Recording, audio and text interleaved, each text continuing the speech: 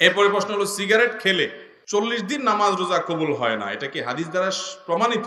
ধূমপানকারীর মুখ থেকে যে দুর্গন্ধ হয়, ধূমপানকারীর নিজে যারা আছেন, আমি মাঝে মধ্যে বলি ভাই, নর্দমার কাছে ড্রেনের কাছে গিয়ে একটু ড্রেনের গন্ধটা শুকে এরপর নিজের মুখের গন্ধটা শুকে দেখেন যে ওইটার চাইতে আপনার মুখের গন্ধ মারাত্মক। আমি একবার ঢাকার এক হাসপাতালে মসজিদের পাশে সালাত আদায় করতে দাঁড়াইছি, আমার পাশে একজন দাঁড়াইছে, তার শরীর থেকে যেই গন্ধ, আমি চিন্তা করলাম এই লোকটাকে কিছু একটা বলা দরকার, কিন্তু বললে মাইদ্যেরও খাওয়ার ভয় আছে।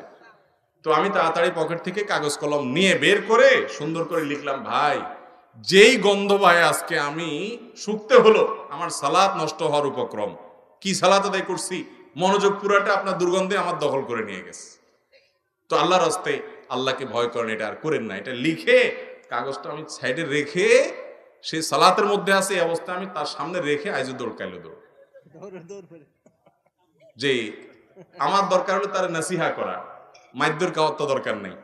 তো নাসিহার কাজ তো হয়ে গেছে, লিখে দিয়ে আসছে। ভাইরা আমার, যারা ধূমপান করেন তাদের মুখে এরকম বাজে অবস্থা তৈরি হয়। পৃথিবীতে ক্যান্সার এখন এত ব্যাপকভাবে ছড়াইছে, আমাদের দেশের কথা যদি আপনি বলেন, ঘরে ঘরে জনে জনে এখন পরিবারে পরিবারে ক্যান্সার।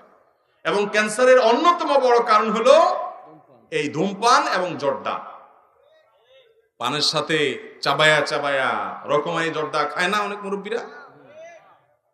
ইবনে মাজার একটি বর্ণনা আছে, সেটি হলো, যদি কেউ মাদক সেবন করে, মাদক গ্রহণ করে এবং এর ফলশ্রুতিতে সে নেশাগ্রস্ত হয়ে যায়, 40 দিন যাবত তার সালাত কবুল হবে না, ইবাদত কবুল হবে না। তো ধূমপানটা তো, এটা তো এর ফলে এক নম্বর কথা হলো মানুষ আসক্ত হয় না, মাতলামি করে না, মাতলামি আসে না।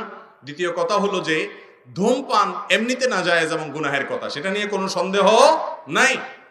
কিন্তু এটা এরকম না যে এটাকে মাদকের মধ্যে ফেলা যায়, এবং এর কারণে আসকারা হাদিসে আসছে, শুধুমাত্র শারিবাল খামর না, মানে শারিবাল খামর বা আসকারা, পদ পান করলো এবং নেশাগ্রস্ত হয়ে গেল, তার 40 দিন ইবাদত কবুল হবে না। অতএব ধূমপানকারীর জন্য এটা প্রযোজ্য না, কিন্তু এর মানে এই না যে ধূমপান করা জায়েজ কাজ বা গুনাহ হবে না, এটাও অবশ্যই না জায়েজ এবং গুনাহের কথা।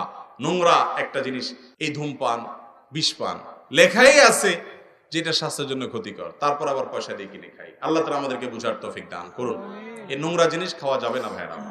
কিন্তু 40 দিন ইবাদত কবুল হওয়া না হওয়ার যে হাদিস, সেটাই ধূমপানের ক্ষেত্রে ফিট হবে না। অনেক রাত হয়ে গেছে, আর দরকার আছে দিলে তো সারা রাত দেওয়া যাবে যেগুলো আছে। তো আপনারা অন্য কাজ সারেন না, অন্য কাজ না, আপনি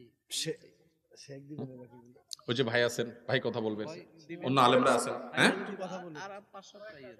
আচ্ছা, আর 2-4টা আমি বলি, এরপরে আমি ছেড়ে দিব, কারণ গভীর রাত পর্যন্ত মাহফিল, এটা সুন্নাহ বিরোধী কাজ। আমি সব জায়গায় এটা বিরুদ্ধে বলি, আবার দেখা যায় যে কোরআন সুন্নাহর কথা বলে, সহিহ হাদিসের কথা বলেও আমরা এটার উপর আমল করতে পারি না।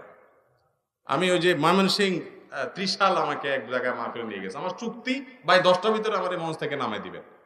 আমার 10টা পরে আয়েশা বলতেছে, হুজুর আপনি এবার একটু খাওয়া দাওয়া করে রেস্ট করেন।